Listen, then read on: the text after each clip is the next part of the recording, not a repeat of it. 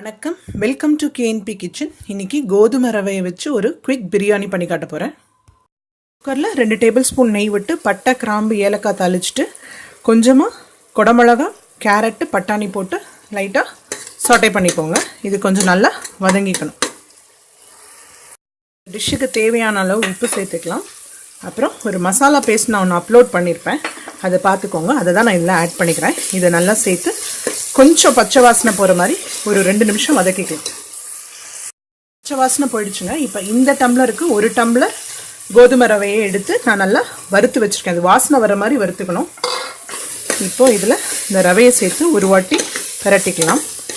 1 tumbler ரவைக்கு 3 tumbler தண்ணி சேர்த்துட்டு ஒரு வாட்டி நல்லா மிக்ஸ் பண்ணிடலாம்.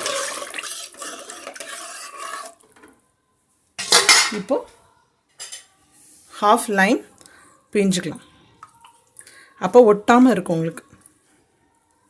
இப்போ இதை ஒரு விசில் ஆன் ஹை ஃப்ளேமில் வச்சுட்டு 10 மினிட்ஸ் லோ ஃப்ளேமில் வச்சுட்டு குக் பண்ணிக்கலாம்.